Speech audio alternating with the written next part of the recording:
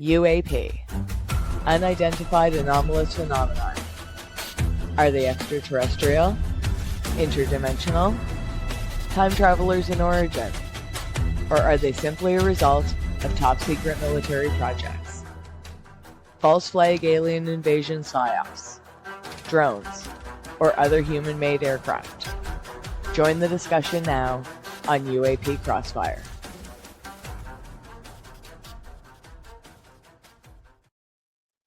Well, good evening, greatest audience on the planet to UAP Crossfire. It is great to be with everyone tonight. We do have some good information and some updates to bring. We're recording on Cinco De Mayo. So those that celebrate, I wish you all a very special and fun Cinco De Mayo if you are partaking. I'm, for one, never got much of a chance to do anything with Cinco de Mayo. Interesting, but kind of a fun date for some people.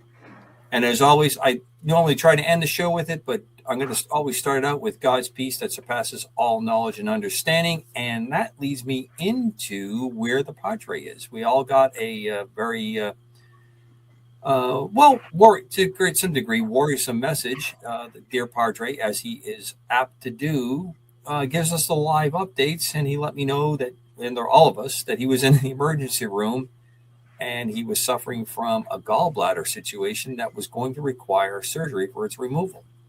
And we were able to chat a little bit this morning before he went in, and I was able to chat with his lovely bride. And she confirmed a little while ago that the surgery is complete. He's out. Everything is stable. So I'd like everyone, if you get the chance, to enter in prayer if you are part of that. And if you are a person of deep intent, our wonderful producer put together, Father, help me to keep my focus on you when the pain and the hurt are overwhelming. Help me be faithful and see the good and blessings surrounding me. And please strengthen my mind, heart, and body, and heal me today. May the Holy Spirit guide me in peace and comfort. Amen. Amen. Amen. And I hope everybody understands how close a group we have become, including Amanda, our guardian angel, as we referred to her. But we have become a very close group, and we do share a lot of things off air that's just going on, that happen. And all that seems to always coincide on the day that we're going to record the show. Now, I am going to throw one request out there. If you have any special messages for the Padre and you can't find his address, just send them to me at uapcrossfire@gmail.com or on Eagle's Wings. That's Commander Cobra on Eagle's Wings @gmail.com. And any of the other old ones, or to Dan direct, but we'll make sure he gets the message. Also, I'm going to throw it out there because I'm going to embarrass my co-host a little bit. If you guys really want a live show, I think you need to start raising the volume. I get a lot of traffic on it, and it's dropped off because I think people have given up. And it's going to take us a little bit to plan a live show and to make all that work. But if you're really interested in doing that, and you want us to do that, I should say, and you want to participate in it, now's the time to give me some ammunition to get my other co-hosts flying in formation, so to speak, and see if we can get this thing done. Now, let's go around the horn. Decker, how are you, sir? Well, we're maintaining. One of the problems as I see it with a live show is we've got to get everyone coordinated. Okay. We've got some folks here that have some crazy schedules. In my case, I'm pretty much very flexible with any time, any date, but I know that Chris has some crazy schedules, as do you with your work, Commander. So that's all. I think that's all we got to do. We just got to get it firmed up. Fair enough. Chris, how are you this evening? I'm doing great. A little rainy out here. We're going to get rain for the next few days in great Buffalo, New York, but so far so good that way. I love the idea about live shows. I love it because the new production company that we work with can now have call-ins. So we can flash a phone number on the air on a live show, and you can call into any one of the guests here and ask them a question about UAP or whatever your question is. So that is a big plus that we can do now that we couldn't do before. We can only interact through chat and messages, but now live call-in. So when we get the live show going, you people who are watching the show get a chance to call in and ask your question. Well, sounds like everybody's in. I know that the Padre is in as well, so we'll continue to coordinate it, and we'll get it to happen. It won't happen every week. That's just not possible to pull off for most of us, but we will get it worked out. With that said, and in the flavor of Cinco de Mayo, I kind of put a Latin kind of theme tonight's show to talk. Yes, to put it all together. If I liked margaritas, I would have had one tonight, and I didn't even think to have like a plain margarita. I can go get a tequila bottle. Yeah, well, that's good. I think just watching you bring that out would make me throw up in my mouth a little bit. I don't particularly like the tequila that much. Just not an alcohol that matches with me. But I bring this up. But before they do that, when the good Padre was planning on joining us, he sent an article in. I didn't get a chance to really delve into it at all, but I'd like to flash it up. I think we're going to probably pick this up when he rejoins us. And it is talking about two aspects, Space Force and the Space Tiger Team. Tiger Team is a fairly conventional term used within the military to talk about the grouping of specialists. And usually it's specialists all around a particular subject. What I mean by that is you may have people that are specialists in, say, in this case, orbital mechanics, satellite movement, space operations.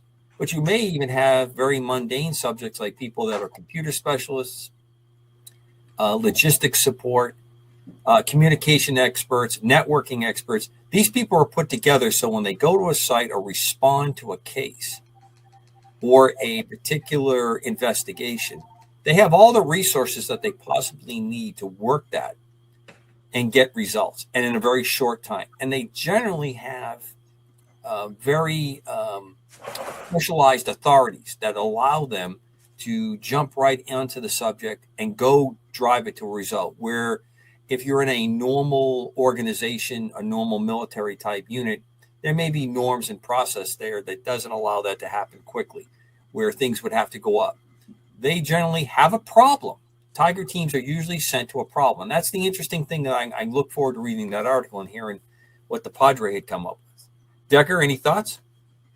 No, but those books that I recommended you all get and read a number of years ago with Gary Beckham, they have a number of articles in there regarding Tiger teams.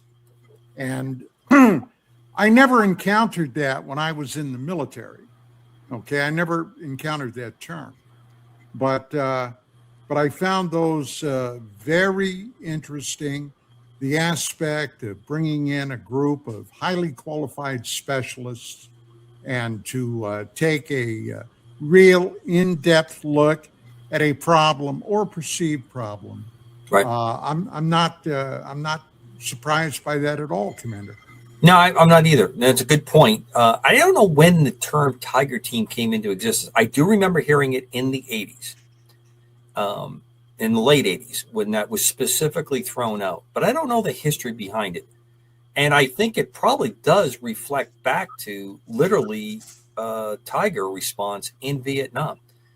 There are countless stories of soldiers taken out by tigers in the jungle when people are maneuvering. So that might be where the name comes from. And, you know, a fairly tenacious and I think one of the most beautiful animals on the planet, but I like them all. Chris, any thoughts on the Tiger Team? Yeah, a little research I've done is I liked what I saw was they got mentioned with John Greenwell's Black Vault. One of the things I saw here was they're supposed to resolve transmedium UAP cases. That kind of shocked me a little bit because in none of the literature that I saw, nothing mentions extraterrestrial. It was all transmedium. And that kind of correlates with what Congresswoman Luna has been talking about. She's been very strong about talking about all interdimensional and transmedium. She's never really used the word extraterrestrial. As a matter of fact, she came out of a briefing one time and said, we never used the word extraterrestrial. It was all transmedium or interdimensional. And I'm wondering if this Tiger Space Team, if they're developing this, are getting their databases from different sources of DoD. I'm wondering if they're not actually starting to look for, like, we have all heard about Stargate places, wormholes, things that open up. I investigated some of those things when I was with MUFON of, wormholes opening up, objects going in and out of them. Nothing, it just would disappear. So I wonder if the Tiger teams are actually looking for that in space or in our atmosphere to maybe plot or designate where these, crafts are coming out of. Let me throw a curveball real quickly into that. I wonder if it's the same curve I'm going to throw. Go ahead. Be, it's possible. Great minds think alike, Decker. Great minds think alike. The idea of transmedium and extraterrestrial. What do you gentlemen see as the breakdown between the two? If, in fact, an entity, a sentient being, some type of intelligence is arriving here, what do you see as the difference, whether it's ET, extraterrestrial, or transmedium? I'm curious because I really can't differentiate between the two. Do you see a difference between interdimensional and extraterrestrial? Same. I don't think so. I'm gonna. That wasn't my curveball, so get ready, Chris, because I'm gonna be throwing a knuckleball apparently at you, and I'm not really worthy to carry the briefcase of either of you two when it comes to this stuff. But to answer your question, Decker, I think what has been coming up lately, John Burroughs has gone extensively into this in his series of books, in his latest book that's coming out, talking about the phenomena when it materializes, that you have something that's in one spectrum, one form, and then it takes another form, where you have the plasma ball that shows up, that you have contact, that you have this change in that. Now, I tend to be in your rank, Decker. If it's not of this planet, it's by definition in my very simpleton reptile brain, it's extraterrestrial. It's not from here. If we're talking about something that came here by traditional propulsion or some advanced propulsion, or if it's here or comes here by a propulsion system we don't, or we're folding space or folding space-time, to me, that's still something that is not of this planet. And this is where I'd love to have Padre here, because a lot of that seems to show up in the Bible. A lot of that shows up in a lot of religious texts of this kind of interaction with humanity that comes up. So, like you, Decker, I don't really see it as a big deal different between extraterrestrial and that. I don't know what the fine line. Now, my knuckleball is this. When you first said transmedium, I did not take that in the context of things that Representative Luna and others have put out. I took that as the typical military definition of the spectrum, that this is showing up maybe in a visual realm, it's showing up in an infrared realm, it's showing up on a radar, it's showing up optically, but it's not showing up with a radar return. Transmedium being the mediums that we have, that we operate in. And as you said, Chris, in space or in the atmosphere, which is a very, very critical difference. The fact that you can move between space and the Earth's atmosphere is incredibly demanding for us. maybe not for others. And what I mean by that is that the physics that's involved there and the ability to do that almost at will is something that we don't have. The recent Artemis, one of the big things was they needed to test that heat shield for that return entry coming in. It's one of the biggest things when you leave space and you return in is to be able to control the heat of reentry from that friction because of the speeds that are involved as you return to the Earth. So that's kind of where I went with it. And I think that you also bring a really good point of, is that lining up more with what Representative Luna was talking about? But here's my rebuttal on this, and this is what I'm saying. I'm not saying we don't have extraterrestrial, but if you look at the patterns of what we report as extraterrestrials, they are beings that do not look like us. We talk about the Nordics, we talk about the reptilians, we talk about the insectoids, we talk about the grays, the short grays, the tall grays. All these are not us. But however, we got politicians and scientists saying they walk among us, that they look like us. Now, if that is true, then why have we not had any reportings? And I have not seen this, and I've gone through hundreds and hundreds of reports. I've not seen anything that we would deem as extraterrestrial coming from a ship that looks like us, exactly like us. I just haven't seen that. Now, I could be wrong, but I haven't seen it. However, if in case that we do have, now scientists have said that they have theories that they can prove that we have different dimensions. I have not seen those theories. They say that the CERN collider had opened up a portal at one point from another dimension. Someday we need to talk about these colliders because I think they're very dangerous. But if people, scientists are saying it's true that they are walking among us, they look just like us, and they're not coming from another planet, my assumption is they may be coming from another dimension.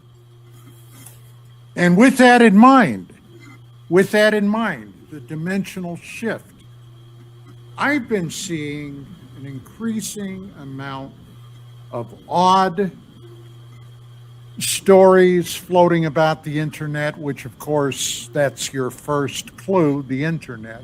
Mm-hmm. But back in the time frame of about 2010, 2011, on my old show, Dark Matters Radio, when I was broadcasting out of Boston, I interviewed a lady, I believe, if I remember now, she was from Wisconsin, a news reporter, a journalist, who had been tracking a series of stories and incidents involving something called dog men. Okay. Now, it was a fascinating interview I had with her, but I've been seeing increasing numbers of alleged cases where people on hikes, camping, that type of thing, even truckers driving down the highway, have reported seeing these things. Now, that's not the only cryptid that has been popping out.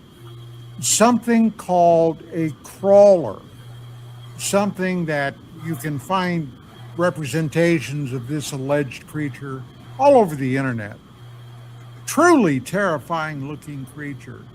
And of course, the old standby Bigfoot. Now, providing any of those cases are rooted in reality, let me ask you, could that be the answer where they're popping up from interdimensionally? Is that why the Pentagon had a group referred to as the Collins Elite that were concerned about basically interdimensional portals to hell?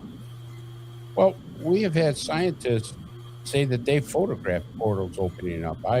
We had an interview long ago on Project Ares that we had a scientist say, "Hey, I've got pictures of portals." Now, I can't prove that's true. I can't prove that that he's not throwing a fastball trying to get famous, but it's there. Now, here's the thing: you're talking about dogmen, Bigfoot, and stuff. Bigfoot have been reported coming off alien crafts. So we have around alien crafts, showing up where the lights are around alien crafts. That's right. So are they guardians of this? Are they protectors? Because I mean, you're talking about. But there are two types of Bigfoot. There's the more natural. No, I'm serious. No, There's no, the more I natural know. I mean, life. I'm laughing because of it, because of the manifestation. Kind of leads me to think that there's intelligence behind showing what this is, or do we have some other kind of rip in the continuum that throws it up? But go ahead, Don. I didn't mean to cut you off. No, that's fine. The three-toed variety of Bigfoot are usually those associated with craft. Okay, with UFO UAPs. The five-toed variety are the ones that have been reported for centuries. The Native Americans in this continent had extensive knowledge about these creatures. So who's to say? I certainly don't know. Well, I'm going to circle back around a couple pieces of this. We talk about CERN, and we talked about Roswell, and here's a thought that I'd like to hear you guys expound on. And it's a shame that we don't have Padre with us tonight, because he's written a couple very fine books on cryptids and cryptid interaction and kind of the Collins response team that's around it. He's really done some really great writing in this area. We talked about the detonation of atomic weapons in World War II, and then the follow-ons that went on post that. Was that the thing that sent the signal? Is CERN and CERN going online and then CERN doing some pretty interesting, was that the second signal? Was that the second searchlight that went out to say, time to go, time to activate those portals? And I don't think you can I think this goes in line with what we've talked about as a group for years.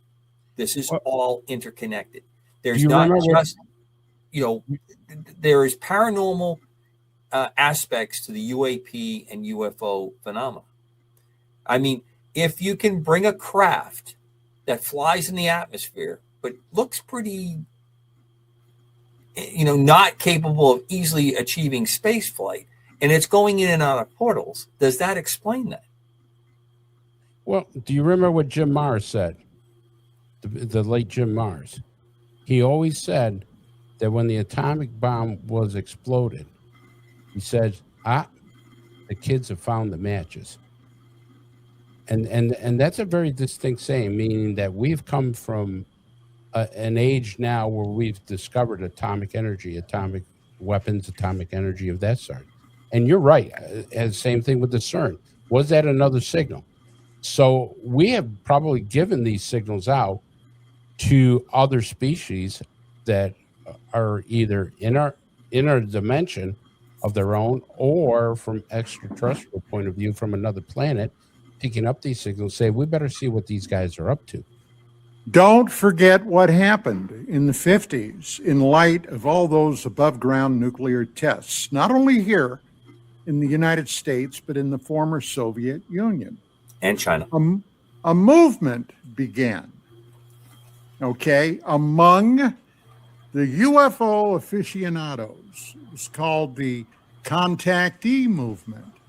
People alleging having had direct face-to-face contact with the Space Brothers. And the one underlying theme from all of those contacts was get rid of your nuclear weapons. Now, who was running the FBI at that time? J. Edgar Hoover. Now, the FBI was not noted overtly for having an interest in this field, but Hoover found that very troubling. And he saw them as the contactees, for God's sake, as possible communist infiltrators getting the anti-nuclear message out. That was, they went hand in hand. Absolutely. And there were a lot of, oh my God, very weird things that happened during that period of time with many of these contactees. Now, a lot of people today may not be aware of that, but believe me when I say it's worth your time to look some of that information up. Now, Don, when you talk about contactees, are you ones that are just contact, or are they abductee? Because Not abductions. Okay. Oh, that's not to say they weren't abducted, Right. but at least on a conscious level, they had face-to-face contact with these entities. All right, and almost to a T, they were described as human as you and I. And this is where I have never seen that, and I've talked to all kinds of contactees and MUFON, all kinds of abductees. There, not one of them ever said that they look like a human. Not one. Well, this was, Chris, this was in the early 50s up through the 60s. There weren't then a lot of stories about alleged ETs being little short, tiny grays or big, tall grays. Although the Nordics did, the so-called Nordics, the tall blondes, human-appearing blondes, they did creep into the mix. As a matter of fact, they were often the type of beings that these contactees described. So I think there's a couple things that are running here that I want to at least put into play. One is, given any opportunity, someone's going to sell short.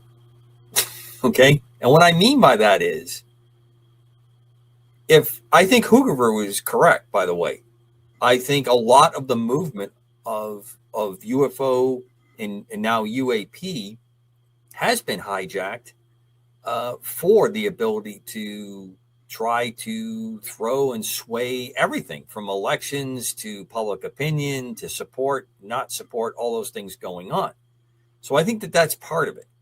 I don't think you can dismiss that. It may have no further basis than someone just says, this is an opportunity to hijack the conversation and drive it. Look what happened to our conservation and ecology program in the United States. It's completely been taken over in a way to try to drive the country into a different direction. In this case, the country I'm talking about is the United States, with all kinds of, corporations are bad. Not that I can give you a good case any day of the week. They're not, but everything that goes wrong can't be traced back to solely just that area.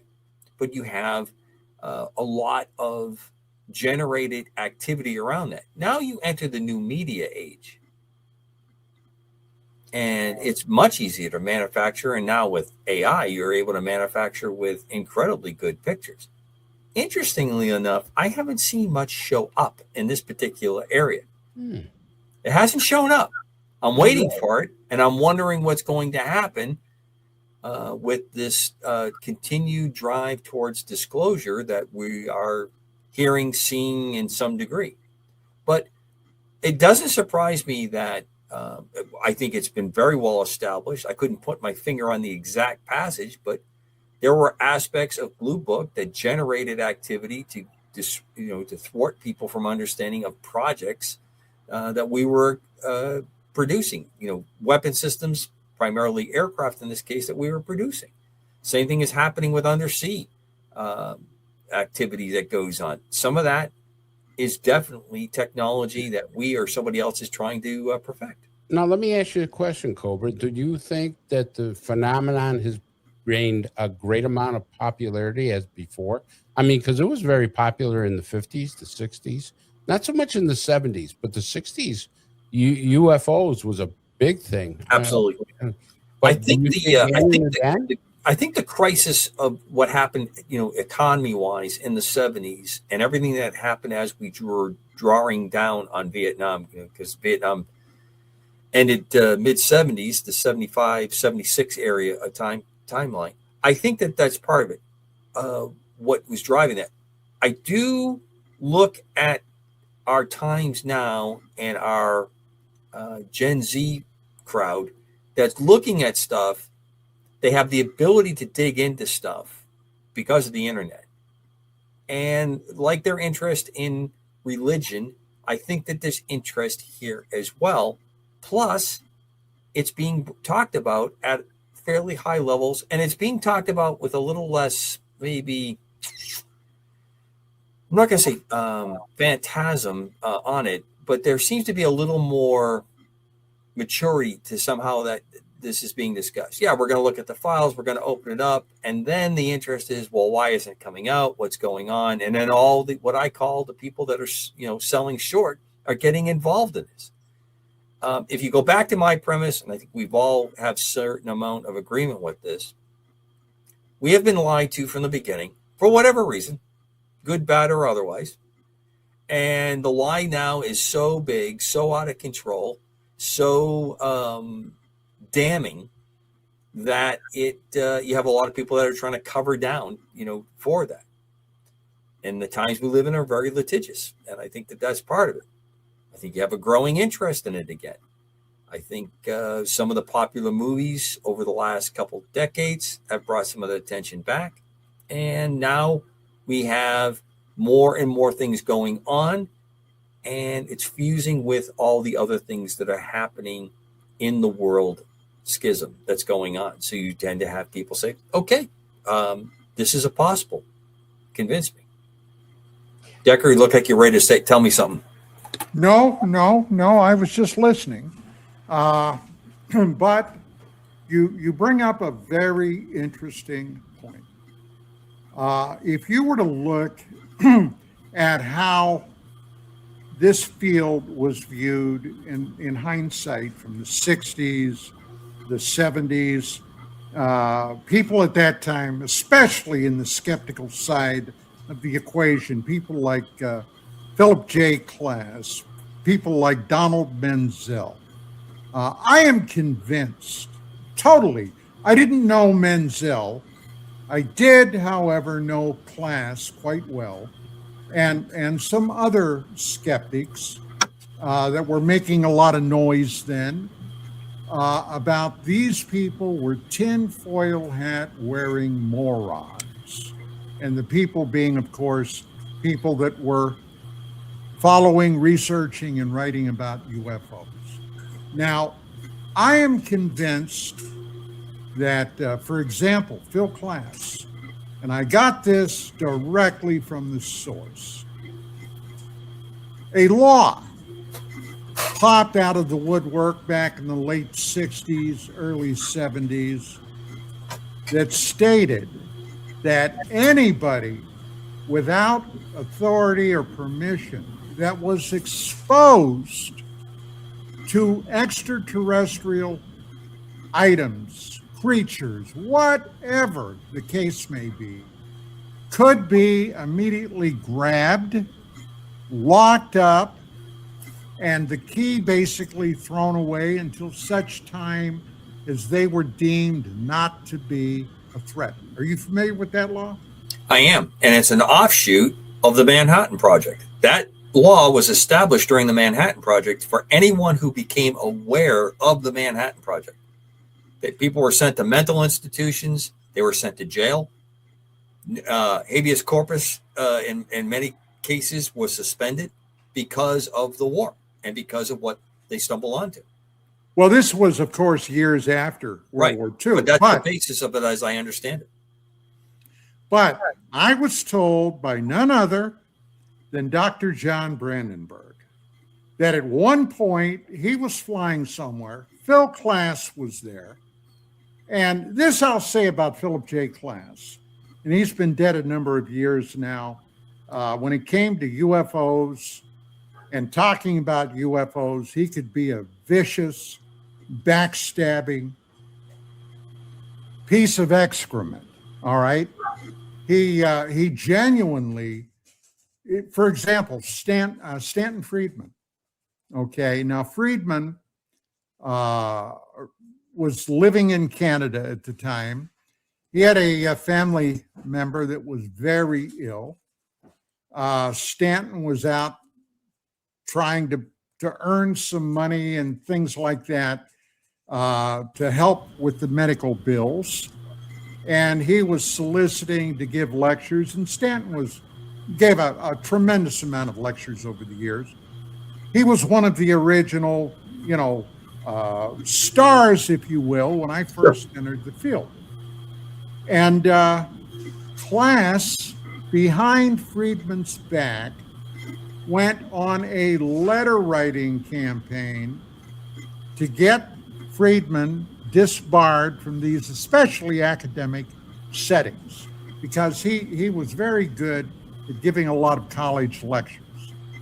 This later came out, okay? It was not known at the time, to show you what kind of a backbiting personality Philip J. Klass could be. Now, with that being said, on a personal level, Klass could be quite charming and even quite funny, okay? And I knew him on both levels. And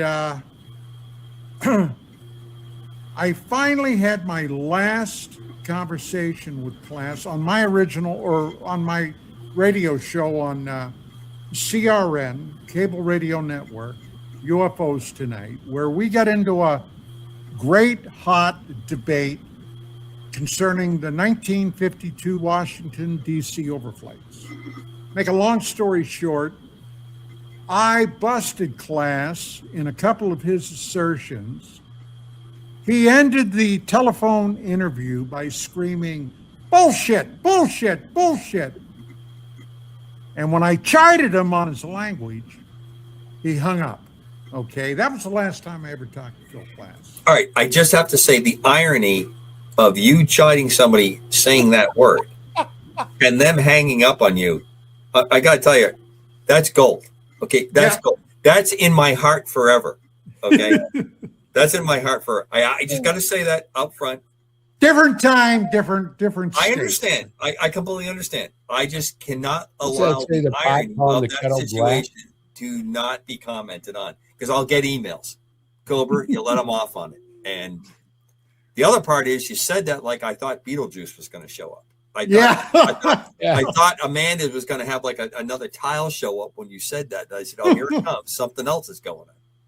All right, Chris, your reaction to that? I'd like to just pivot a little bit, because that just kind of threw my concentration off on that. When we were talking about the popularity of how the UAP subject has waned and then come back, and I've been doing some research on this. I have seen how the movie industry and the radio industry has fueled it at times. I mean, we looked at the late 50s, early 60s.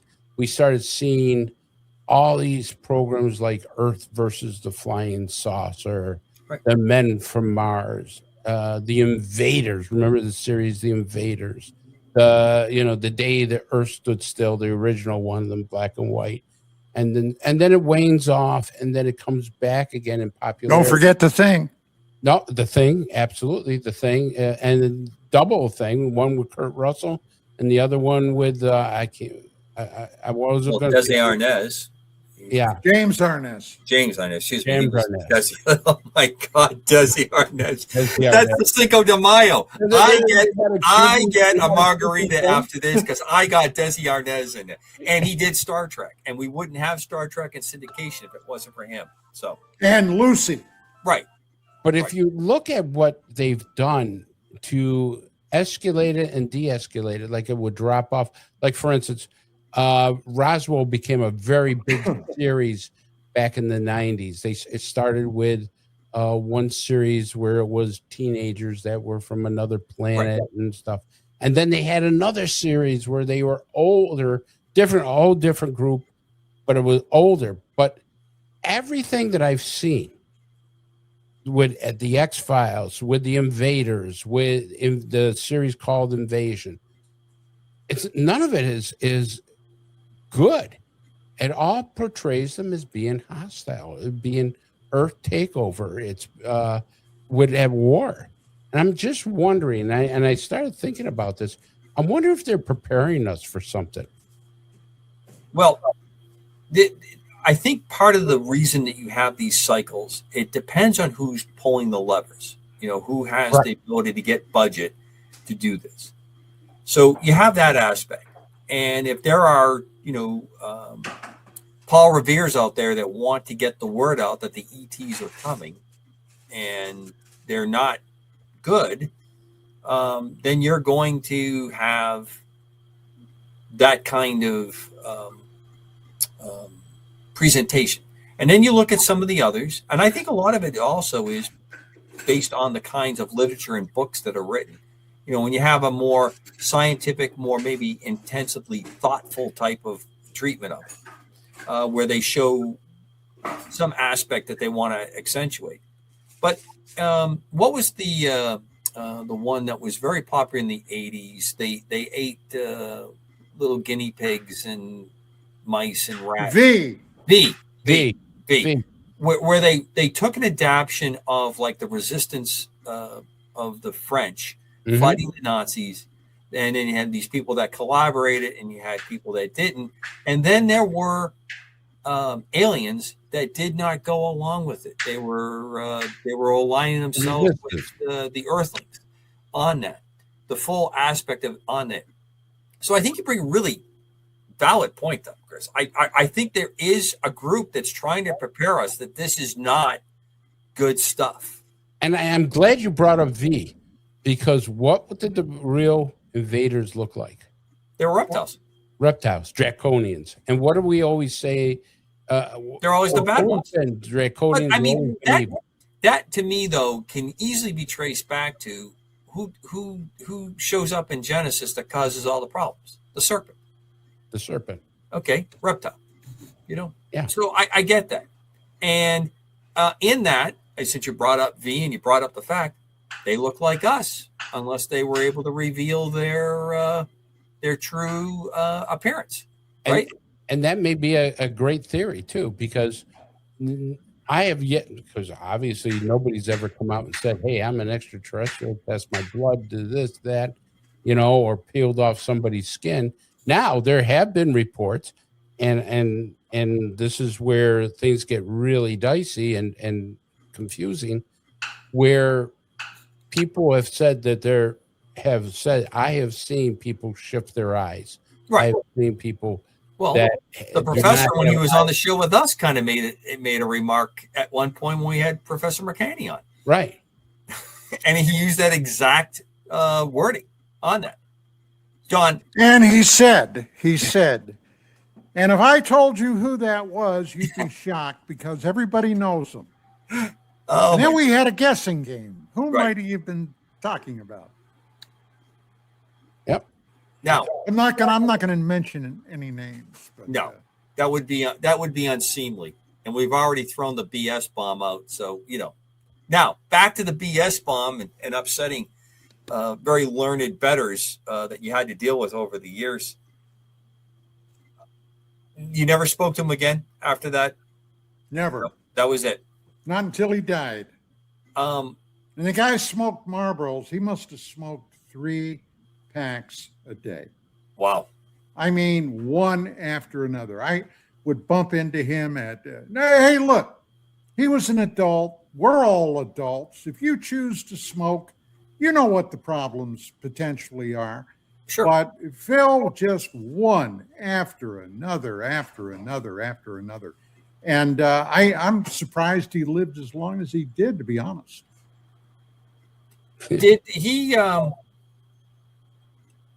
give any indication to what his ultimate conclusion was to you? Look, no. The answer, on the one hand, no. On the other hand, yeah. Ask Chris. Chris has interviewed how many hundreds, if not thousands, of criminals, okay, in pursuing, getting a suspect for a crime. Sure. And after you do that for a while, all right, if you already don't have it, you develop another sense. I always referred to it myself as my gut reaction. I had a pretty good idea if somebody was trying to pull one over me, on me, with me. Okay, I got to the point where I could read people pretty well. Now, I'm not saying I was infallible by any stretch, but I got pretty good. And I knew class, well, God, the first time I ever bumped into him physically, I knew him on the phone from UFO magazine. But the first time I ever bumped into him physically was 1990 in Pensacola, Florida, where I literally, now Phil was a short guy, small. He was a small man. And at that time, I'm guessing he was around 66 to maybe 70 years old. And so he was getting up there toward elderly. And MUFON, when they have their symposiums, they always have what I used to call the Friday night smoker, where everybody would get together, meet, greet, have drinks, what have you. Well, obviously, he fit right in with his Marlboros, which Yeah, I oh, like. yeah. What I like to add is the Amanda noted that the Beatles, that was Marlboros were the only thing they smoked. I don't believe that. I think they smoked other things, but in the cigarette world, I believe it was only Marlboros. But go ahead. I'm sorry, Don. I don't mean to throw you. No problem.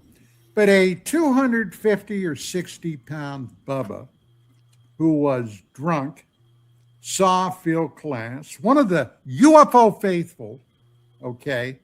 And I was sitting at the table with Klass, enjoying an adult beverage. And this guy came up and started picking on Phil. Okay? Now, was he picking on because of his UFO beliefs or just because he was a little guy? He was a skeptic. Gotcha. One of the premier skeptics. And here was a guy that probably spent most of his life in a swamp boat out there chasing alligators. And he found this celebrity skeptic. Now, and I'm saying he was carrying quite a load. I ended up having to get up and push this guy away, all right? Because Klass was about ready to start crying. He was that scared. Now, after the guy left, then I got on Phil. I said, hey, Phil, you know what I just did? What? I just saved your ass. And he looked at me and I said, you know, that guy wanted a piece of you. I said, don't you think that's worth a drink? And I shamed him into buying me another drink. But no, Klass. Oh, my God, Decker, I've sent you adult beverages in the mail. Yes, you did. You've shamed me over the internet. That's got to be at least a possible FCC violation. Oh, well, hey, I don't know. Well, we can talk about it after the show. But Don, to get back there, let me finish with Klass. Klass, I read him this way. He was terrified with the idea that UFOs could be real. And I think, hey, the guy was a senior editor with Aviation Week and Space, okay, magazine. He was well known in the field. I'm sure you know what I'm talking about, Cobra. Right. The guy was well known. But when it came to UFOs, everything went out the window with him. And he was on a mission to destroy this subject and protect the public from these crazy people with these crazy beliefs. But at his heart, I am convinced he was scared to death of it. Okay, so before I turn this to Chris, I want to make sure first of all, I'm getting all kinds of traffic in our inner show. I want you to understand that Amanda, the guardian angel, did not say that the Beatles only smoked Marlboros. It was just that when they smoked cigarettes, that was their preferred brand. Because she's already asking me, what does she get for me misquoting her? She gets an on-air correction tonight. I'm sure there'll be something else that will have to assuage the damage that I've done, and I feel very bad about that. Next, are you saying that Phil was not a UFO believer, or he was?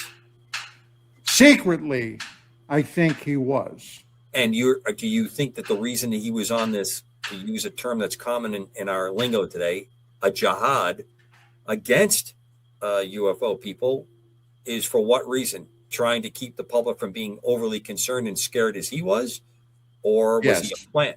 Was he a government agent? I think that he worked hand in glove with certain individuals. Now, whether he received a paycheck, I couldn't begin to tell you. But yes, I think he worked hand in glove. Didn't we have a lot of writers and newspapermen and people that wrote magazines? Didn't we have them on the CIA Yes, payroll? we did. We did. Many. So maybe Class was on one of those payrolls. Yes, it's possible. I won't discount that at all, Chris. He went after him with vengeance. He didn't even want to know. From what I've read about Class, he didn't want to know nothing. He wrote a book on abductions back in the late 80s, early 90s. Never interviewed one abductee. Not one. I don't know his book. What was the drift of the book? Was he saying that these people were abducted, or are they all mentally ill, or what? Mentally ill, drug users, fantasists. So he was kind of discounting them on that. Across the top of the board, totally. So I'm sorry, one more thing back. The guy that was threatening him that you pushed away and were able to apply adult beverages out of him for protecting him, was that guy a believer and after him because he was always putting it down? Yes, he was at the MUFON Symposium. Gotcha. Yes. Okay. Yes. All right. I'm following it now. Well, I can tell you this, that I have spoken to lawyers, people that work in the government, people who are doctors, people who have high positions in places. Give you one example. He wrote a book, The Devil's Den there, Terry Lovelace. Right. Terry, I mean, he was any relation to Linda? No. Terry, I think that was his last name. Anyways, Terry wrote a book called Incident Devil's Den. That was a joke. Well, it wasn't missed on me, but I mean, we got to keep moving, Decker. We can't stop and applaud everything that you come up with, and you got the BS out of it. It is what it is. But anyways, Terry was the assistant attorney general for the Samoan Islands. He was no dummy and stuff like that, and he talks about all kinds of things that had happened to him during his Air Force career. Yeah. Before he, I had him as a guest on Task Force. Fantastic guy, and wonderful guy. So I can tell you that these abductees, they have a pattern. There's a lot of patterns before, during, and after their abductions. They have certain things that happen to them after abductions that, I mean, we don't put it out there what they are, because this is one of the ways we can tell that their abduction is more credible by their after effects, because there are after effects afterwards. The incident that takes place as they're being abducted, what they've seen or what they can remember during the abduction and stuff. And what Phil's class is talking about, writing a book about abduction and never interview one of these things, makes me even more believe that he was on a government payroll where he was told, hey, we got to debunk this, and that's an important thing, because if in fact we make abductions real, that we certify that abductions have happened, we got a huge problem here. We got to explain to the American people or people worldwide that they're taking us and there's nothing we can do about it. Or even worse, we made an agreement with them to kidnap you without your permission. So this is not an unusual phenomenon as a species that we're going through, not the abduction portion of it, but this fractured lying or, for the greater good routine that we go through. This repeats itself over and over again. You're going to have groups that are going to convince themselves that they have been ordained from God, in fact, to be in some role to make these kinds of decisions, or other people are somehow subhuman and it's acceptable for these things to happen to them. The abduction thing doesn't surprise me that you have these different factions. And again, if you prescribe to my theory that we've had a cabal going on with this, that bad calls were made, lies are sworn to, stuff that's never going to be said again. Case in point, we dropped a atomic bomb just outside of Albuquerque. I can't remember the exact date. The pilot, it left the airplane. I forgot why it did. Why it obviously an accident. He did the survival maneuver, which was to pull this aircraft up into what they call an immelman to get away from the blast. It didn't go off. The Air Force went out and recovered it, and they kept it covered up for years. Now, is it legitimate not to, have the public know how close we came to a catastrophe? I can give you a case of the time and during the Cold War where at that time, especially when I was young, I would have said, yes, I can understand why we did that, because we didn't want the public to be concerned that we had, quote unquote, some Butterfingers kind of activity there that we could have, done our own damage if that had gone. It wasn't intentional, obviously, and it wasn't even that they were playing fast and loose. It was a mishap that it happened. It's the reason why I come down very hard when people are throwing out remarks about where our troops are, what's happening, reporting on stuff that gives the enemy a chance in the age that we live in. But the other side of that, especially at my more mature years here, look at and go, no, God damn it, tell the truth. Let the sunshine go on that and come up with it and go with it. And I think most people are sophisticated enough, but maybe not. Maybe the dumbing down is gone, if that's true and that's going on. But I understand why these things happen. And once a conspiracy is enjoined, this is the kind of things that you get coming out of that conspiracy. Look at what we talked about the FBI earlier. Look at the kinds of stuff that has gone on with confidential informants. One of the most famous where I live is Whitey Bulger. Whitey Bulger was pulling all kinds of shenanigans off, and he walked, including murder, because he gave things that the FBI wanted in cases that they were trying to make. So that possibility is there, and it's not changing. And I think in the subject of where we are in UAP, UFO, these kinds of phenomena, I think the numbers are even higher. All right, we're up against break. You're listening to UAP Crossfire. Tonight, Chris DiPerno, Don Ecker, otherwise known as Decker. Chris obviously is the devil dog, but he doesn't put it up on screen. I think he vacillates between loving it and hating that call sign. I love it.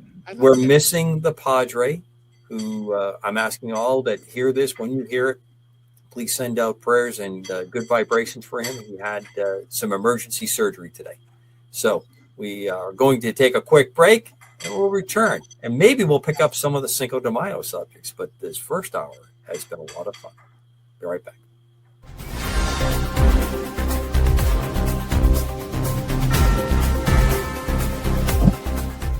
Over 240 million calls are made annually to 911. Fire, EMS, and police are then met with the same problem. The address of the residence or location is not sufficiently marked for responders to find it quickly during an emergency. That delay can mean the difference between life or death to you or your loved ones. When activated, the Locator 911 bulb converts to a strobing, color-changing beacon, identifying the exact location. Go to fast911help.com now to purchase your bulb today. fast911help.com.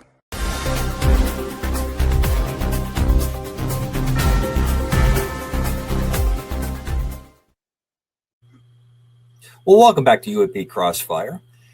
Tonight, I have Chris DiPerno, the Devil Dog, Don, the Decker, our missing hombre tonight, the Padre, is recovering from some emergency surgery, and our prayers and thoughts are with him and his family, and we're wishing him a quick recovery, and I think you'll see him soon. He seems to bounce back pretty good for me, so I'm hoping it's the same thing this time. With that said, we're recording on Cinco de Mayo. We had a very fun first hour. I really enjoyed that. Thank you, gentlemen. And, Don, I've told you this before. You and Chris have had some of the most interesting relationships with people out there big and small. When I say big and small, people that are known names, and then people who are not, that have had some incredible experiences. So I really enjoy, and I know the audience is much better for the benefit of your experience and sharing of it. So let's talk about our neighbor to the south, Mexico. Some very interesting stuff over the years down there. Amanda, go ahead and jump up. Throw up that first section that we had, please. This is, to me, one of the more interesting cases that's come up. Mexico City, 91.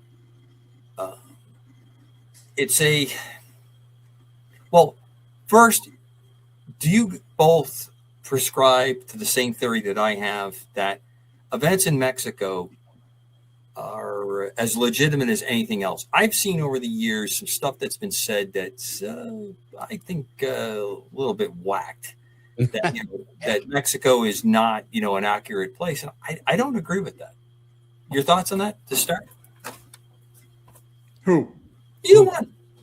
Okay. Fight over it.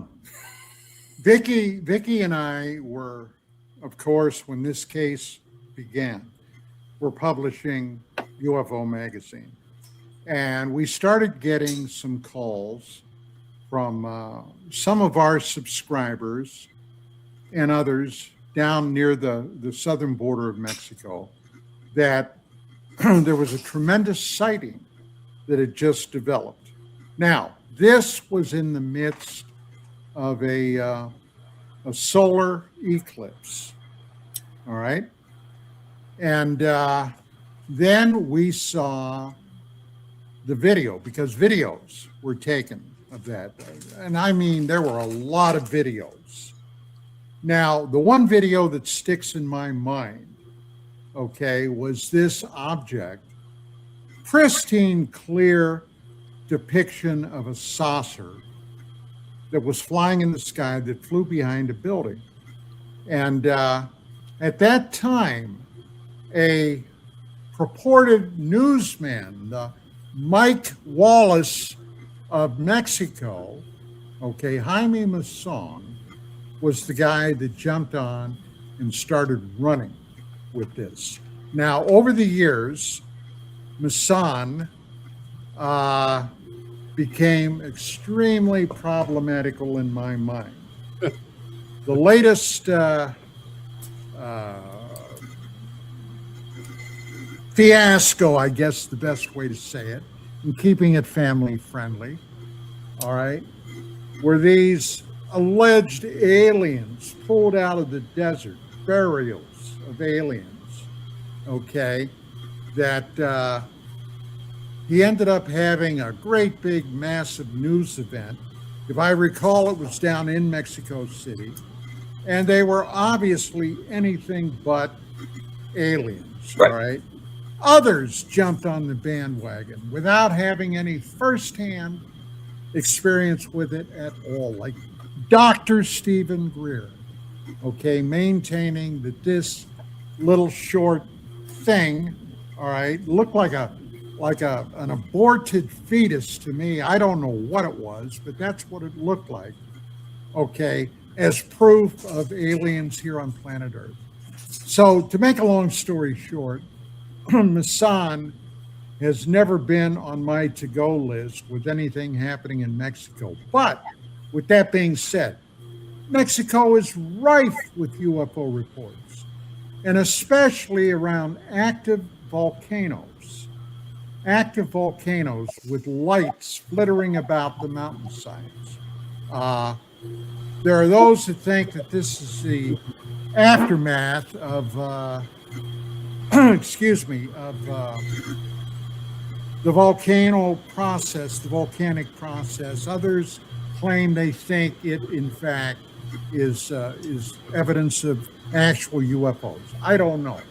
But Mexico has always been very, very active in that, Commander. What do you think, Chris?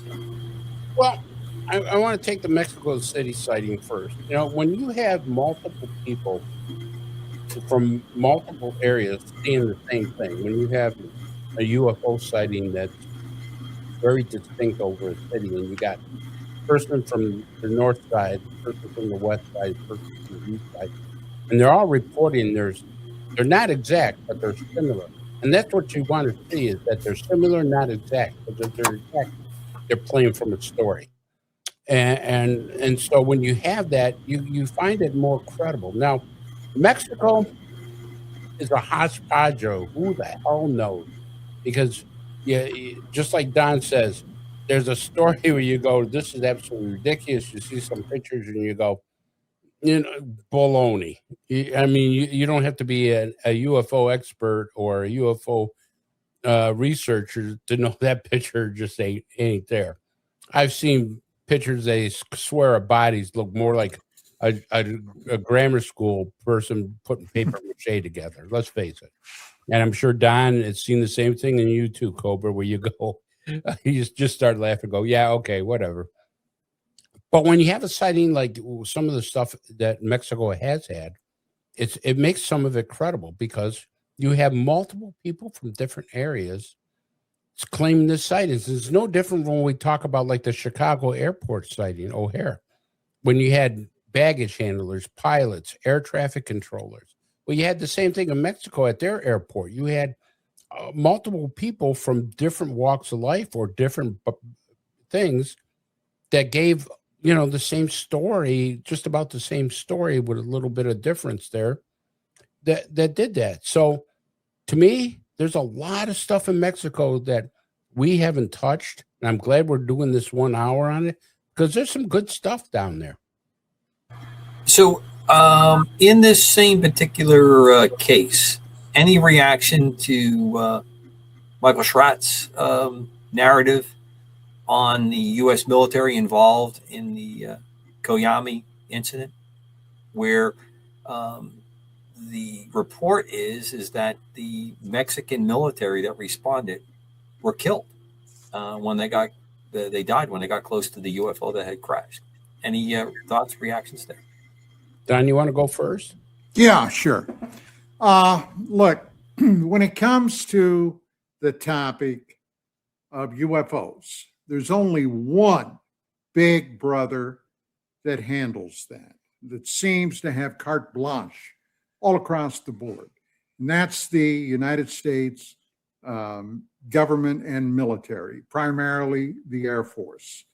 So if in fact this is a real case, all right, and if in fact personnel did die in the aftermath of this incident, who would they call immediately, beyond any shadow of a doubt? The American authorities. And who would respond immediately, without any doubt? The U.S. Air Force. Now, not to get off the track, but since 2017, with Harry Reid, his press conference, ATIP coming to the forefront, an admission of roughly $22 million that Harry Reid got for the ATIP program. There's no doubt in my mind that things changed. They changed with other organizations like the U.S. Navy. The Navy even came forward and said they encourage their pilots to basically relate what they saw. It used to be if you reported a UFO, regardless of whether you were military or civilian airline pilot, what's the first thing that would happen? You'd get knocked into a psychiatric review. Okay? Talk about a heavy hammer. But not today. But who's the one group that has never came forward with anything on the UFO topic? Claim they don't have anything. Yeah, right. The United States Air Force. They have been mum beyond mum. So yeah, I would think they're the likely first suspect for first responders. And if in fact they went down there, they examined the case, the scene, whatever, recovered the disc, if that's in fact what it was, you're never going to know. They're not going to talk about it ever. And it doesn't matter how many presidential edicts get put out by the current administration or any other administration, they're not going to talk. Chris? Well, first of all, I like Michael Schratt. He's a good researcher. I do as well. His analysis is excellent. He's intense, but he's very fair, and he's not afraid to call it as he sees it, and I appreciate that. I agree. However, when it comes to this Mexico sighting, I have a difference of opinion, and the reason, I'll try to defend my point. So the Mexican government has a crash site, and they send in about 100 Mexican Army personnel there, and they're all laying dead. All right. That becomes suspicious because we have had crash sites reported. In Roswell, we didn't have military personnel dead. Other crash sites, we haven't had military people dead that's been reported.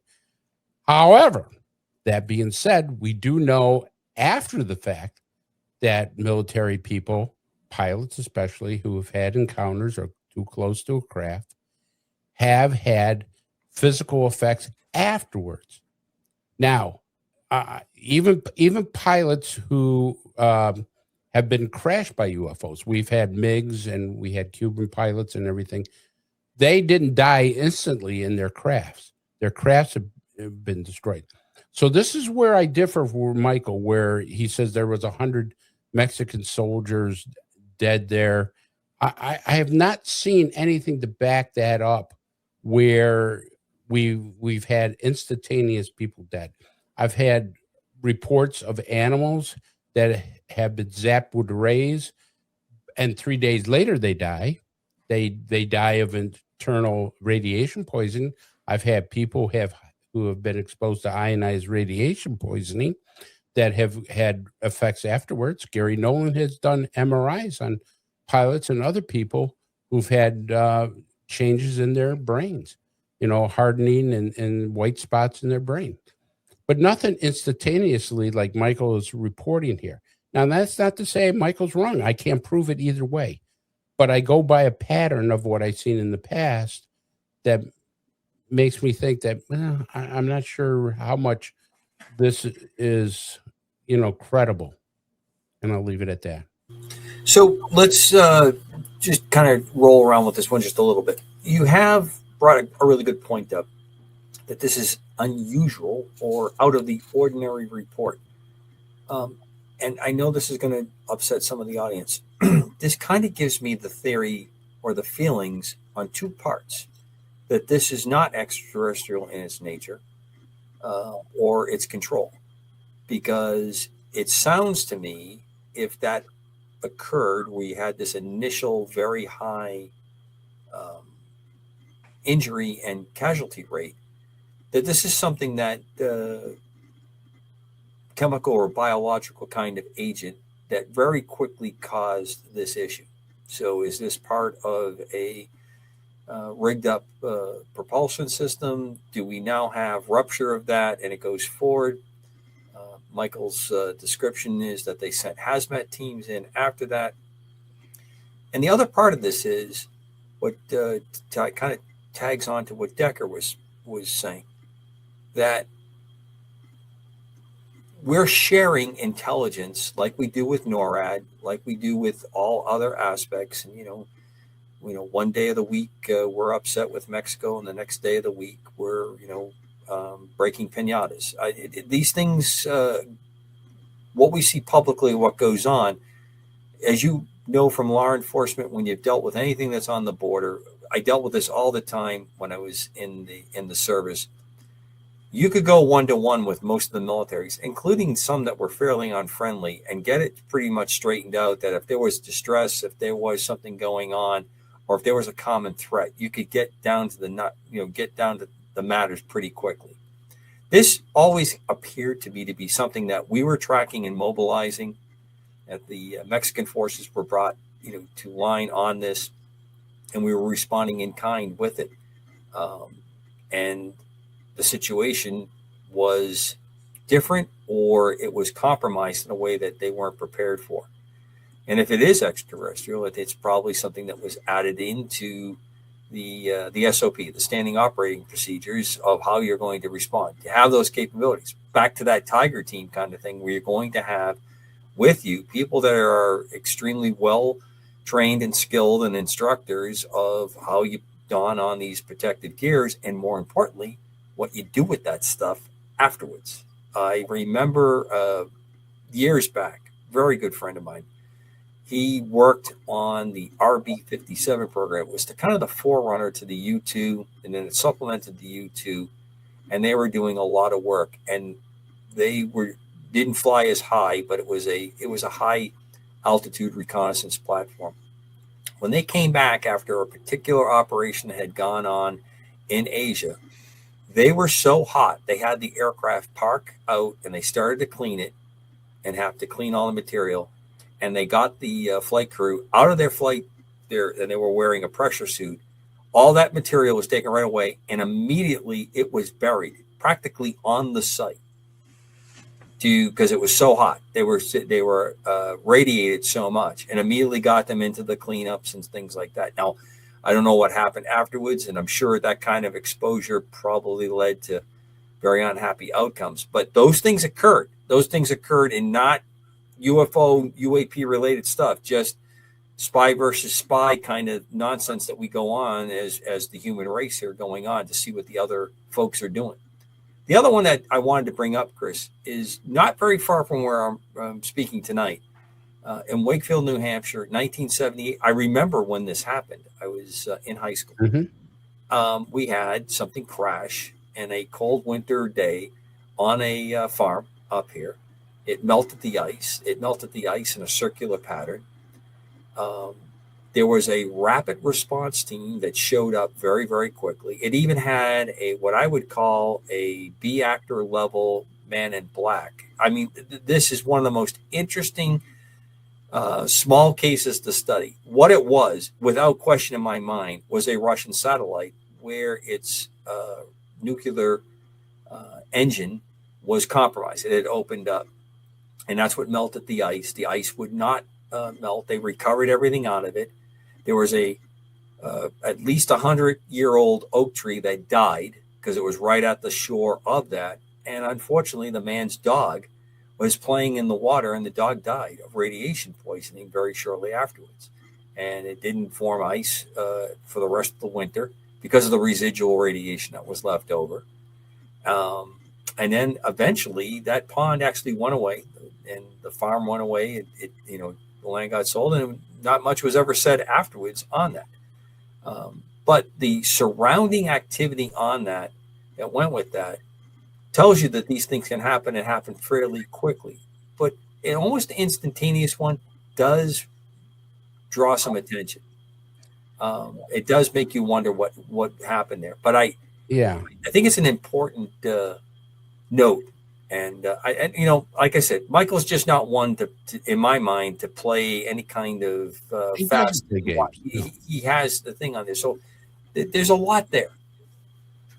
I agree with you because it's been proven or it's been showed by scientists and everything else that we've had people die from exposure. We've had people ill. I mean, case in point, John Burroughs and absolutely. And that's electromagnetic interference and emissions, EME, that's going on there. Yeah, you can't get any close, but they're still alive. Right. It wasn't anything instantaneous that they developed. It's the same thing that we talked. What you talked about there. It's other people who have had exposures and stuff. Nothing has been instantaneous. Nobody's been zapped by a Martian ray gun and just disappeared. That we know of. Right. Well, that we know of. That's very true. And the other part is we have had, military action with chemical agents and biological agents that do react that quickly. Yes. Let's not forget the incident that Ingo Swann relayed in his book Penetration. And he told me personally that the guys that had him remotely view the far side of the moon, the guy that was going by the pseudonym Mr. Axelrod, and his twins, okay, took Swan apparently up to Alaska to a remote lake somewhere in the interior. I have no idea, neither did Swan. But when he got up there, they told him they were above a lake to just keep watching the lake. This object began to materialize above the water. This is how he related. And when it fully materialized, Swan was cautioned, get down, don't move. They zero in on movement scarily. And this thing started blasting laser beams all around the lake. Okay. And the bottom line was, well, he was freaked out. He actually injured himself when he dove into this hole in the ground. Apparently, he got stabbed in the leg by a tree branch or something. But yeah, these things they're not, apparently, if you believe them, they're not very nice. Chris? I got to tell you, Don, I surrendered to that report because I've never had one to that effect where laser beams have been shot. Now, I will tell you, I've had an incident that a friend of mine investigated. Very good researcher. I'm not going to give her name because I don't have permission to do this, but she wrote a book on animals that have been destroyed, but none of them instantaneously. None of them where you say a laser has zapped them, they died. For instance, I brought up the dog. The dog was hit by a beam of light. We don't know if it was a laser, but it was reported. 3 days later, the dog died. When they did the autopsy on the dog, they found out the dog was actually burned from the inside out. You know, that their organs were cooked, progressively cooked, though. It wasn't like an instantaneous cook. It was a progressively cooked situation. So going back with the Mexico thing and just saying to that, this is where I have a doubt because we don't see a pattern of instantaneous dying unless you take what Commander says and say, was it a chemical weapon? Was it something of that nature would make an instantaneous thing? Now, what Ingo Swan had, I have never heard that report. I have heard reports of secret installations up in Alaska, up in very wild, remote places, but that's the first time I've ever heard of Ingo Swan being up there and having a thing up here and having lasers firing all over the place. And I'd love to hear more about that story. His book Penetration is available online, Chris. That the story is in there. So if you were to do a search, okay, on Ingo Swan, author, book Penetration, you can download it. You can read it. Yeah, I was very interested to investigate that and see that. But here's the other thing that you said that we talked about the first hour, and I don't want to get back to the first hour, but it appeared. You're allowed. You can go back. Well, I just want to say the way you described it, it didn't fly over the treetop or come about. It just appeared over the lake, correct? Right. Okay, so does that mean it went through a portal or a transitional interdimensional type of space? This is where the thing gets interesting, is because we have reports of crafts just flying and disappearing as far as because of speed, and then we have ones that pop in and out. And that's where I say I strongly think that this interdimensional is something we need to key on. And I believe that even further because of what Congressman Luna has said about it.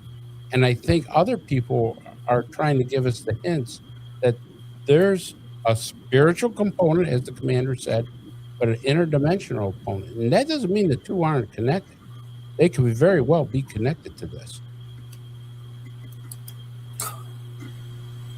Amanda, would you mind bringing up the Central America piece, please? So, any thoughts on this particular case? This is Brazil. It is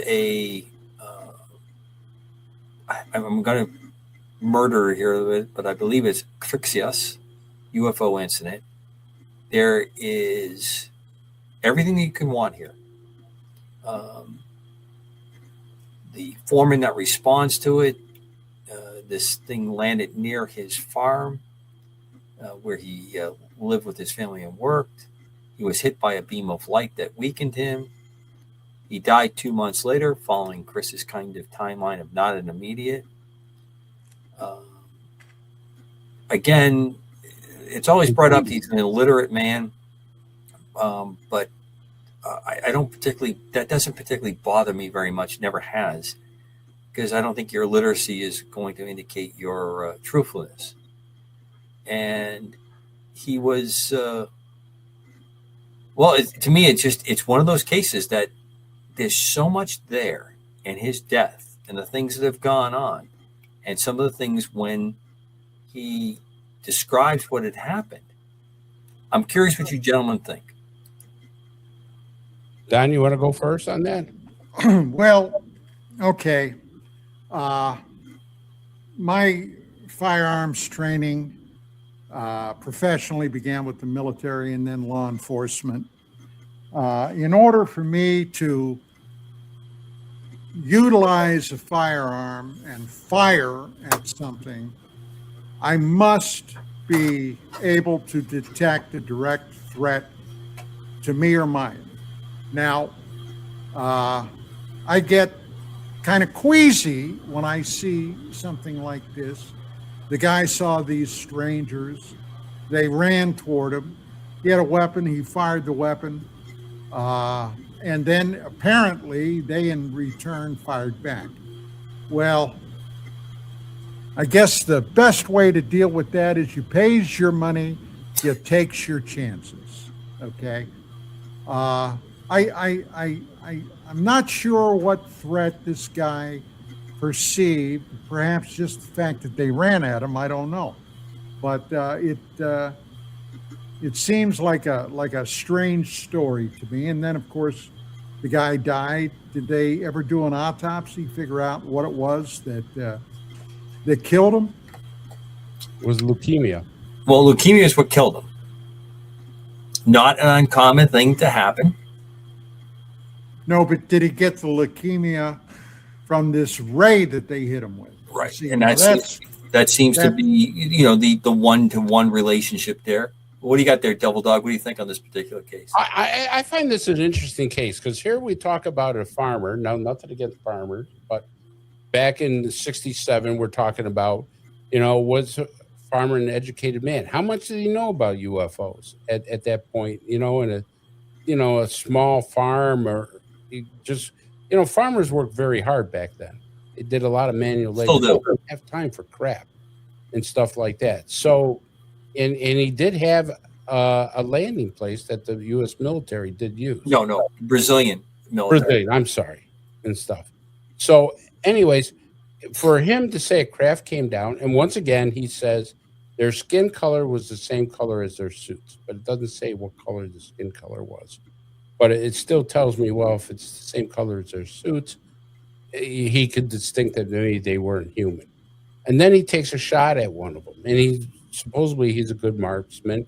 They return fire with a ray. But once again, he doesn't die instantly. He dies later, and they find from an autopsy that he died of leukemia. Now, here's the suspicious part. Leukemia, you don't die from leukemia right away. Somewhere along the line, either the ray accelerated what his genetics had with leukemia. He was poisoned by radiation that developed the leukemia at a very fast pace. But if he had normal leukemia, it wouldn't have been 60 days until he died. I mean, they still had chemotherapy back then. It wasn't the best, and stuff like that, but they still had it.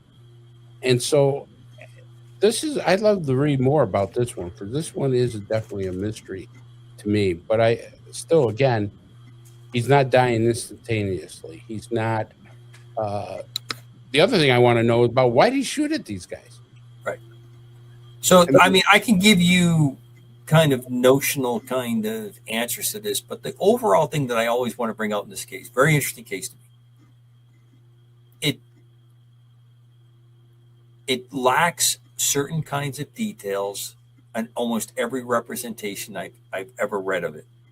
It doesn't talk about, was he sick before this? It's implied that he wasn't sick before this. Is he on guard for strangers, coming to his home and protection of his family? This is not uncommon anywhere. I mean, this could happen in the Estados Unidos. You can have areas where there's crime or concern or isolation, and with strangers, and they're acting a certain way. Just a lot of implication and not a lot of material added to it. And the other thing I always have been thrown off with this particular report and case is the UFO aspect of it seems to drop away very quickly.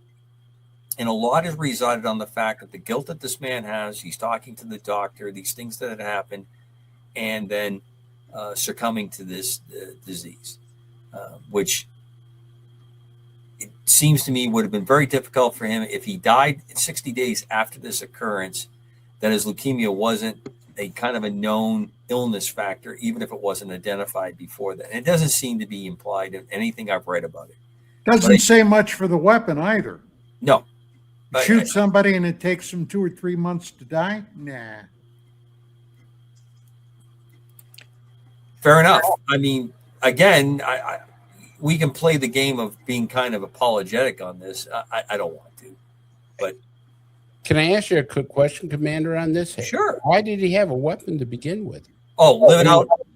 To me, that's he's a farmer. And do you take a weapon out with you all the time, or is that? I don't know. I don't know of anybody that is in ranching or farming that does it. It's like when the missing general left with his pistol. I don't know anybody who doesn't walk around the hillsides of Albuquerque with everything from mountain lions to cougars to in Brazil.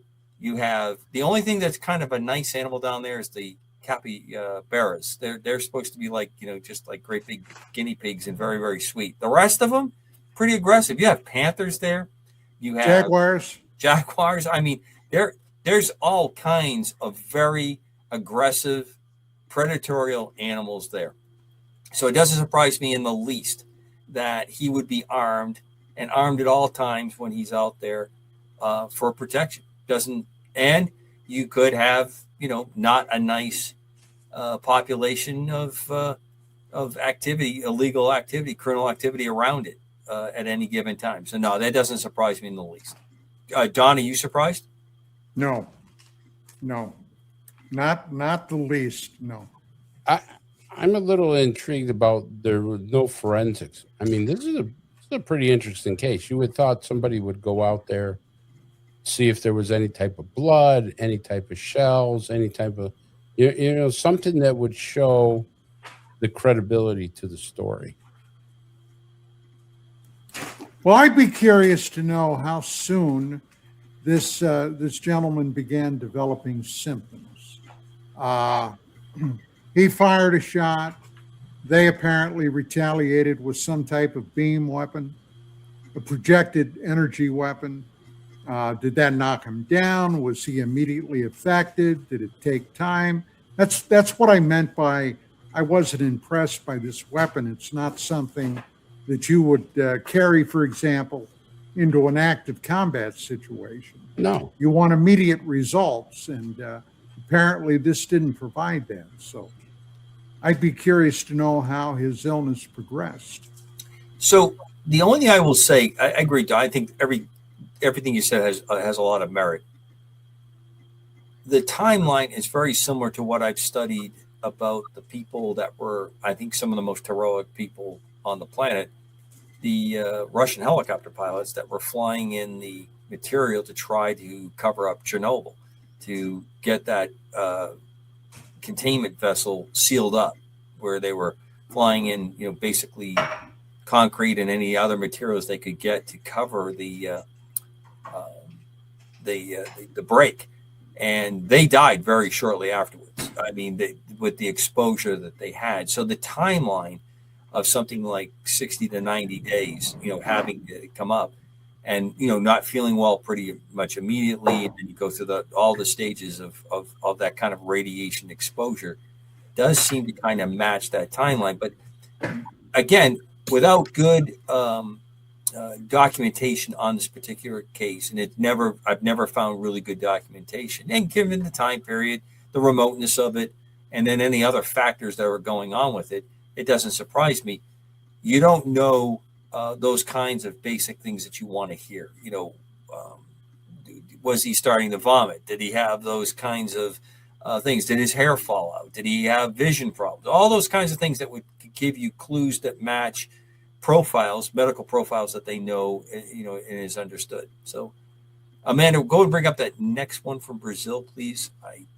The name is escaping me. This one here, I'm going to tell you, this is the craft that was seen. I don't know if you pulled up any of the verbiage to go with this one. This was a report. There was a lot of activity going on. This is Virginia. And the thing to me about this one is this has the look of very active operations going on. Everything about it has a look to me and a sound to it of flying. You have the Brazilian military responding to it. You have these craft that are seen. They seem to be operating. It's a very remote location. The only thing that always throws me off with this particular case is how or why they would be there doing that. Why would you do the operations there? Why wouldn't you, if there's a U.S. run program, why there? Why not just continue to operate out of the quote unquote Area 51 and all the other expanses that we have around that? Why would you be down there? Is there something in particular? Now, if you want to get into other things that it laces up with, and we've got portal activities, and we have other kinds of research that's going on and remoteness that's going on, a much more global thing that might fit. Your thoughts on this case? Go ahead, Don. I don't have a clue. Okay. Now, there was also, if I recall, a body discovered with that case. Is that correct?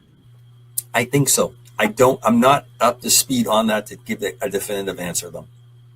Yeah, I believe there was a body that at the time when it was first reported, there was quite a bit of discussion about it. But, Commander Cobra, Devil Dog, let me ask you, how many times have you heard of our government, our military, doing things on the surface that made absolutely no sense? Okay. Well, are you asking for like personal things I participated in? There were many a night that I said the word you said in the first hour, repeated, usually preceded with, this is. Yes. Bovine excrement. Who came up with this cockamamie idea? Right. But it's hard to say. I mean, the same thing with cattle mutilations. Hey, back in the day, I investigated as a cop 2 cattle mutilations. 2. And later, I mean, we're talking about very early 80s. Later, late 80s, 90s, the whole mutilation thing, there were people saying, oh, it's a military operation. It's a military operation. And as a matter of fact, Kevin Randall, one of the premier Roswell researchers, had been a pilot with the Air National Guard, had been formerly an Air Force officer, was flying a mission in a UH-1 helicopter over, and I think if I remember correctly, it was Colorado or somewhere. But that's my dog. Knock it off. So anyway, they were flying over this area, him and his crew, and all of a sudden, the bottom of his chopper got hit. Ping, ping, ping. And somebody was shooting at him. Who are those somebodies? Cattle ranchers that had lost cattle to this phenomenon. Right. And they thought that either government was poaching or doing experiments. Exactly. Now, I never bought into that. I thought if the government truly wanted to do that, my God, they have enough military reservations, they have enough secret test sites. They could go anywhere in the country and conduct operations like that. Why with regular, ranchers and farmers and their cattle? Never made sense to me. But hey, that's what you're dealing with. Is that to totally rule out the government? No, of course not. But on the other hand, you try to make sense of it. There's no sense. I can't make sense of it. And I've been dealing with this crap for a long time. So, even now, all these years later, I simply don't know. And I'm just being honest. So, Amanda, go ahead and play the clip that's associated with this, if you can. And Chris, go ahead and, as you're watching it, you can kind of put your remarks in it as well as she brings it up. In January 1996, in the quiet town of Varginha, Brazil, a mysterious creature was spotted. What some claim was an extraterrestrial being. It all began when 3 girls witnessed a strange, red-eyed creature crouched in a ditch. Its skin was oily, and it emitted an overwhelming stench that made them run in fear. Soon after, rumors spread that local military and fire departments responded, allegedly capturing multiple beings. Eyewitnesses reported seeing strange trucks speeding out of town. An officer named Marco Eli Chiriz reportedly handled one of the beings, and days later he fell mysteriously ill. During his autopsy, doctors were stunned. His body showed an unusually high white blood cell count, as if fighting an unknown aggressive infection. To this day, the Brazilian government denies the event, dismissing it as a misunderstanding, but the mystery remains unsolved. Was this Brazil's most intense extraterrestrial encounter, or is there another explanation? All right. So the first thing that makes me very interested in this case is the stench. Why? Because a lot of people have turned around and said that when they have encountered grays or beings, there's a terrible stench to them. And one of the reasons that I was told that happens is because their digestive systems and how they excrete body waste through their skin. One of the things with the cattle mutilations, there's always been the theory that the parts of the cattle that they take, the tongue, the eyeball, the intestines, all have a certain high protein to it. And that protein is made into a paste. Now, let me just go back to Roswell. When Roswell happened and they claimed that they had beings, they brought in botanists. And the reason they brought in botanists is because their skin was almost acting like plants, that they would absorb the nutrients through it. So this is one of the things that they worked on. But the beings, because they excrete their body waste through their skin, they would give off a terrible, terrible stench. So as soon as I heard that, I went, wow, okay, that kind of fits some of the other reports and everything that we're saying. Now, this thing has been investigated by a lot of people who, some people think they're credible researchers, some think they're not. I tend to believe that this happened because there were so many witnesses. There were people who gave stories that were, once again, similar but different. And that clues me into that they observed something, but they have their own type of encounter. It wasn't a story where people got together and say, all right, we're all going to say this or we're all going to say that. The stories had a different twist to each one. So that's what I take from this. And once again, the person made contact and he had a high white blood cell, which is a definite indication. I know this firsthand because I just got out of the hospital not more than a couple months ago with a high white blood cell count that I had an infection. So, I mean, when you do have that, your body is trying to fight something off. So that's credible as far as what they're saying, how he could have died from that, because basically told me the same thing. So yeah, I put a lot of credence in this story. Well, you brought it up, so I'm going to ask you, any 411 on Christy? She hasn't come up for quite a few shows. Now you have that look like you don't know what I'm talking about. I know exactly what you're talking about. No, Christy's not found. All right. I never seen the car, so I just wanted to make sure that I definitely found a car key that I don't know what belongs. The plot thickens. The plot thickens. All right, with that out of the way, one of the things about that particular case, it has all the elements that we see repeated other places. You have vehicles that are seen, craft of some kind. Then you have these cryptid kind of creatures that are around it. The interaction is not pleasant. The red eyes. I mean, there's just a lot there that lines up, and there's enough teasing of good information there that it's just not an easy way to follow it up. But this occurred in the 90s, so the ability to reach back to it is not like something that occurred in the 50s and 60s. So I this one again, something obviously happened, but to me it has the hallmarks of we have an intersection of some things that are going on.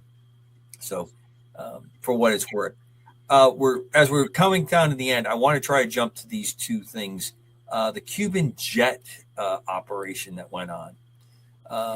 This not a lot on this.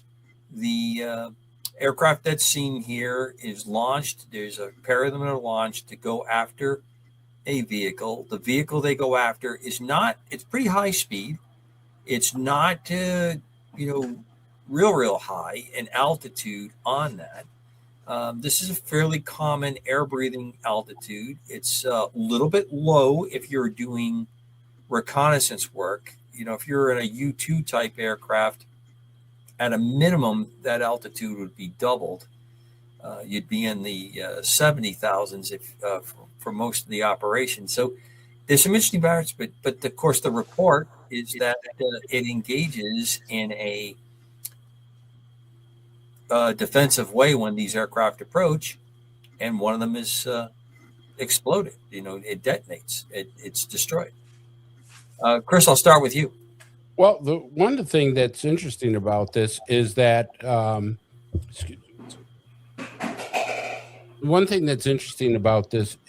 it's reported by our interceptor squadron that they pick up a radio transmission that's in Spanish. We have Spanish interpreters, and that they're following a bogey. So to me, that's very interesting because you have that type of report coming out. This is very similar to a case that they had in upstate New York back in the 60s also, where a pilot and a wingman were flying. They went to engage with a UFO. The UFO, from what the pilot actually survived, but the craft became so heated that the instruments just fried inside. He was alive, but the instruments fried. He had to eject. The plane actually crashed into the city. I think it killed somebody, a family in a car. Or Wellsville. That's exactly what I'm talking about. So this is very similar to where the Cubans are doing this. Now the question is, was the MiG locking onto this, craft? Because not much of a radar on that particular aircraft. Those aircraft are designed to be controlled from the ground. Just to throw that. So there's not a lot of ranging radar, probably the best, not very powerful. Because didn't Fravor mention that he locked on, when he locked on, his systems went blank? Yeah. But the ability of that MiG to do that is nowhere near. Okay. Nowhere near what an F-18 could do. But they must have shown some aggression toward this craft. Well, they're pointed, they're going at it, and you have a ground radar system that's tracking it, that's giving them vectors. So they were, that craft, and I'm glad you bring it up because I'll throw my theory out at the end here. That craft was most likely able to receive and know that they were being painted, is the expression that's used. Right. So, but the thing is that this is all coming from our squadron of intercept squadron. So I like this story. I think this story, this thing has got a lot of merit to it, and it would be one that should be researched much more. Decker? Well, the MiG-21 incident, okay, I first read about that many years ago. There was an American UFO researcher, and right now his name escaped me, but he began researching this. He was told about this, and if my memory is correct, I think it was Stanton Friedman that put him onto it. Friedman had some information about it. And make a long story short, and this was the 60s, all right, the Red Scare, communism this, communism that. He wanted to find out by contacting the Cuban government.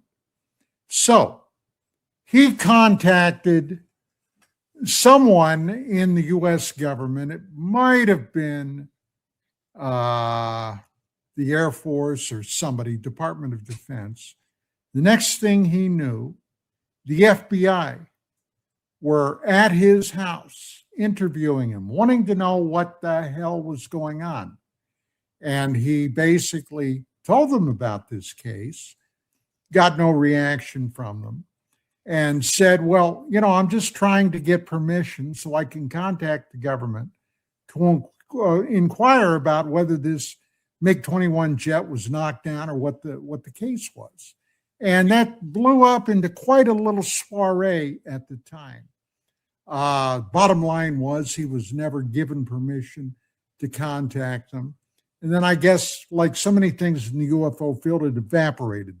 The case went away. But it was recorded. So I'm not surprised by this. Remember, you're talking about the 60s. You're talking about the Soviet Union still propping up the Cuban economic regime and military regime.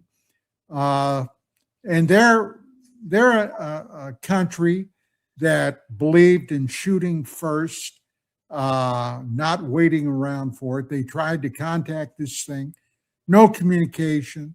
Okay, shoot it down. And then, boom, the jet disappeared.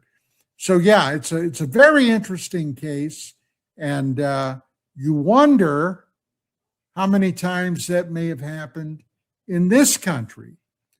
Leonard Stringfield told me years ago, prior to his passing on, that in the early 50s to mid 50s, our military lost many, many pilots chasing these things.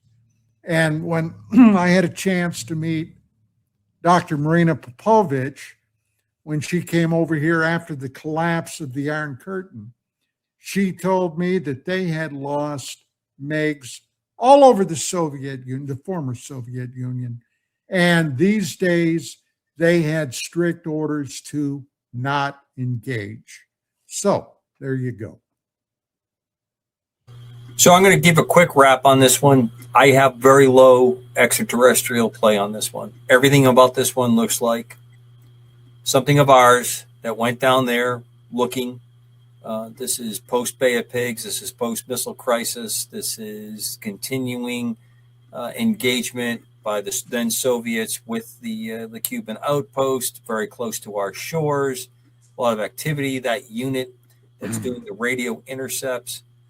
That's all they do. And I will go as far as, without giving much more detail than what I put, not that long ago, I was involved in a very small project where I left the Keys, flew down in a very simple airplane, got to the very edge of the airspace of Cuba just to get them interested and for them to send signals up, because there was other airplanes that were tracking what they were sending in my direction.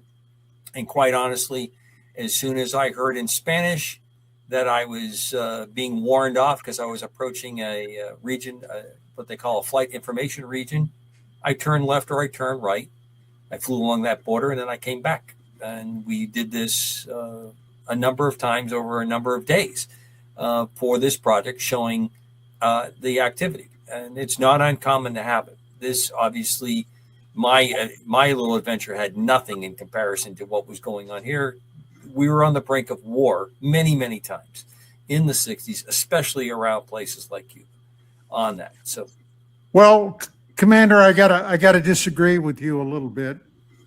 1967, when this incident happened, if we, the Americans, the United States, had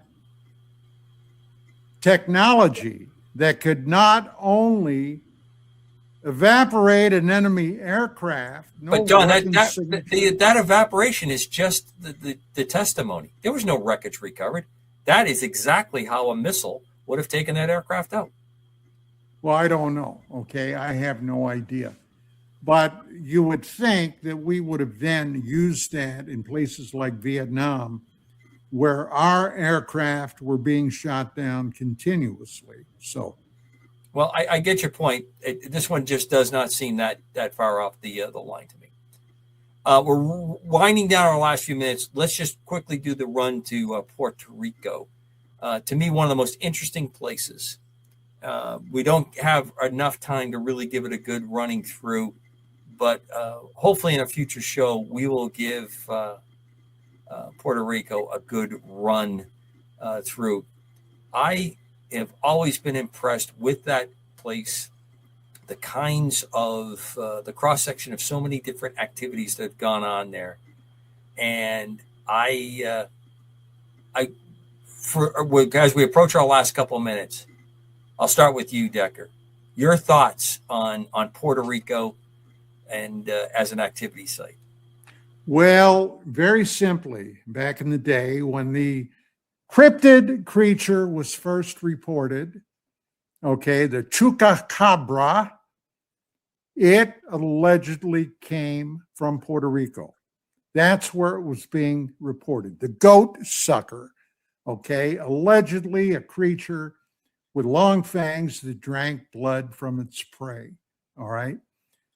This is I remember it vividly. I at first was amused by it, but then a bit later, these creatures allegedly popped up in Florida, popped up in Texas, and it was a very strange thing at the time. Now, the conspiracy rumor mill got in high gear and suggested that this was a manufactured creature that either was released or escaped from an American secret lab. All right. Now, I have no thoughts on that one way or the other. But that's what, when I think of Puerto Rico, that's the first thing that comes to my head. Chris? Well, are we talking about the one was the Border Patrol? Well, yeah, that particular one that Amanda put up, we didn't get a chance to really delve into it. Again, everything about that one looks like two military aircraft flying in formation. Yeah, I was going to say that. And it's interesting because the Customs and Border Patrol airplanes often seem to pick up activity because they're always looking for, and those, especially in those days, drug activity, people that are dropping off drugs. Whereas in Puerto Rico was a great drop-off point is because once you got it in there, there wasn't as much customs activity because of being U.S. soil, and then you're much more easy to move it into the United States. Obviously, that there are checks there. Well, there's also the Puerto Rican thing with the alien corpse, and Jose Martin was regarded as a very credible UFO investigator at the time when he talked about that. This one is one of those that nobody, I don't think, is ever going to know unless something pops up where you show evidence of it. I'm skeptical of this one. Well, I apologize to the residents of the Pearl of the Caribbean that we did not have, or the Shining Star, that we did not have the opportunity to talk about Puerto Rico longer. But in the future, we will, because I think there's some pretty interesting cases around this. And I think Decker's comments have a lot of merit on that. And I guess Miss Bailey agrees with me, and I appreciate Miss Bailey's input to me. Every time Miss Bailey, she goes a little crazy every once in a while. Well, I do that to dogs. That's no. They know I love them, but I do make them crazy. A quick around the horn before we depart. Just want to say to to Padre and Padre's family and his congregation. Get well, get better, and we look forward to seeing you back here soon. And the greatest audience on the planet, thank you for joining us tonight. And I'll let my two co-hosts take us out. Chris? Hey, Padre, we're thinking of you. Our prayers are with you. God bless you. You know, we miss you. Come back soon. Fair wind, lots of sunshine, Padre. And as a matter of fact, my wife is placing you in her spiritual group for a blessing of healing coming your way. Amen to all that. For everyone, UAP Crossfire, the greatest audience on the planet, thank you for joining us tonight.